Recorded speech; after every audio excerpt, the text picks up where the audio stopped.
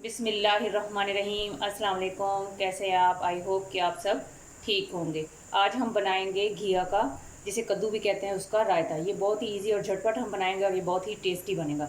तो उसके लिए मैंने एक घिया लिया है। इसको अब मैं अच्छे से मतलब मैंने इसको वॉश कर लिया है। अब इसको मैं छील कर इसको कद्दूकश कर लूँगी इस ग्रेटर की मदद से। आपके पास इस तरह वाला हो, बड़ा हो, जैसे मर्ज़ी हो, उसके साथ हम इसको ग्रेट कर लेंगे। इस तरह से हम इसको ग्रेड कर लेंगे। वीडियो जो है वो स्टार्ट से एंड तक देखिएगा, कोई भी चीज़ स्किप ना कीजिएगा, ताकि आपकी जो रेसिपी है वो मेरे से भी ज़्यादा अच्छी बने। और इसी दौरान अगर आप चैनल पर नए हैं तो प्लीज़ चैनल सब्सक्राइब कर दें, बेल आइकन का बटन प्रेस कर लें, ताकि हमारी हर नई आने वाली वीडियो का नोटिफिकेशन आपको वक्त पर मिलता रहे।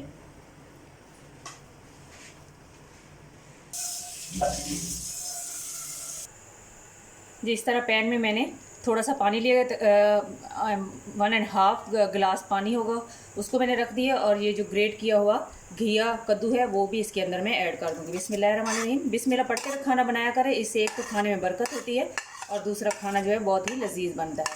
और इस तरह प्लेट को भी अच्छे से साफ़ कर लिया करें, कोई भी चीज़ ज़ाया ना किया करें, इससे हमारे रिस्क में बरकत होती है।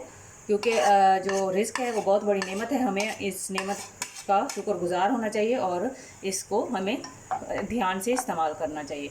अब इसको मैं 1 से 2 उबाल आने पर जो है इसका ये पानी रिमूव कर दूंगी और इसे ठंडे पानी से वॉश कर लूँगी। फिर मैं आपको नेक्स्ट स्टेप बताती हूँ कि हमने क्या करना है।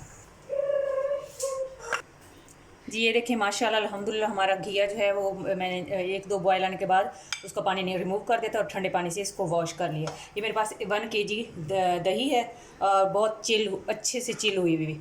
और उसमें मैं ये भी ऐड कर दूँगी बिस्मिल्लाहिर्रहमानिर्रहीम, जो हमारा घिया कद्दू है। और साथ जो है एक छोटा सा टमाटर सुर्ख रंग का, ये 1 अदद हरी मिर्च और ये थोड़ा सा धनिया। मिर्च जो है अगर आप बिल्कुल छोटे बच्चों के लिए बना रहे हैं तो फिर आप इसको स्किप भी कर सकते हैं। ये बहुत ही टेस्टी बनता है। और साथ जो है 1/2 टीस्पून ज़ीरा, 1 चुटकी करीब सुरख मिर्च, 1/2 टीस्पून नमक और 1/2 टीस्पून ही इसमें मैंने चाट मसाला लिया है और 2 चुटकियाँ काली मिर्च पाउडर लिया है, वो इसके अंदर ऐड कर देंगे। बिस्मिल्लाहिर्रहमानिर्रहीम।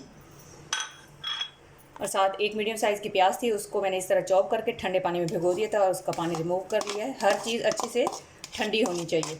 ये जितना ठंडा आप बनाएंगे उतना ही ये टेस्टी होगा। ये हमारे स्टमक के लिए भी बहुत अच्छी चीज़ है, इसकी तासीर बहुत ठंडी होती है। अगर आप इसको बनाएं और एज़ इट इज़ खाएं तो ये आपके वेट लॉस में भी आपकी हेल्प करता है और आपके स्टमक को भी फ्रेश रखता है।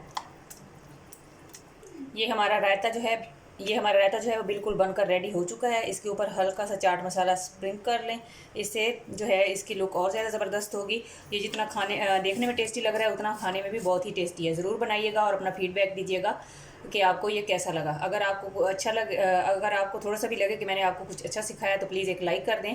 और अब बहुत सारी दुआओं के साथ अब मैं आप लोगों से इजाज़त चाहती हूँ। अल्लाह हाफिज़।